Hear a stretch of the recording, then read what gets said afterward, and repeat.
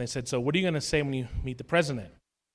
And I said, well, my mother's been a housekeeper for 24 years, and can't think of a better place for us to visit than the White House.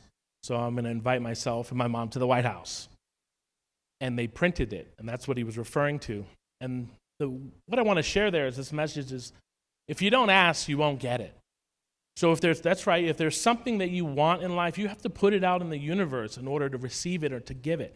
But if you don't say it, if you don't speak it out, it won't happen. So for me, what could the president do? The worst he could do is say no. And here I am graduating as the student commencement speaker of my class, and all I really wanted to do was to be the first person in my family to go to college. So 2 weeks after the graduation, we were going to the airport, and we were flying out of Boston Logan Airport. And we're going down the airport. My mom was coming from Worcester, I was coming from Northeast, and we were going to meet at the airport, and then we're going to go down to tour Washington, D.C. But see, if I didn't speak it, it never would have happened. So as we're getting to the counter, the woman behind the counter, ticket counter, is looking. She's like, hey, you're the Deo guy. You're the guy that was singing that Deo song. And so I'm like, Deo, Deo. And see, the song was a calypso song that I used to sing in karaokeing when I would close down the bars in college. But here's how creativity works. I decided to slow the song down and to sing it from a place of being homeless. That's why people were trying to say, this is not the version I know.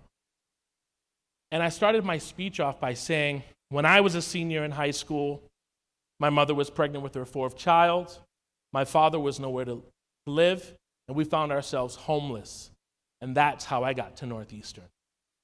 And you could hear a pin drop in the Boston Garden. Now, I don't say that to impress you, but to impress upon you the reason of knowing your why, the reason of not giving up when things get hard,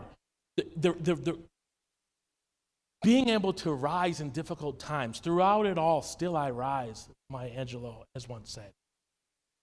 So the woman behind the ticket counter says, why aren't you flying first class? I said, ma'am, the White House is picking up the ticket. I'll take any seat I can get. She says, hold on. She brings out her supervisor. Her supervisor comes out, and she's like, hey, you're the Deo guy. You're the guy that sang that Deo song. So I was like, okay, everybody, let's all do it. Let's all say it. She goes, today you're flying first class. And so she took my mom and I onto the plane, and we sat in first class, and it was an amazing experience. It was our first time on a plane, our first time in first class. And, I was trying to tell my mom, Ma, those little mustard and little ketchup, we're not supposed to keep those. We can give them back. Mom was trying to take the silverware. I was like, yo, you're embarrassing me, straight up. But, they let 250 people on the plane, and I was giving high five, kissing babies, signing autographs. I was 23 years old. And 5 years before that, I was homeless, on the street, gang banging, doing things that I knew weren't congruent with where I needed to go. See, sometimes it takes time for us to get to the journey that we need to be, but we need to be around people that encourage us.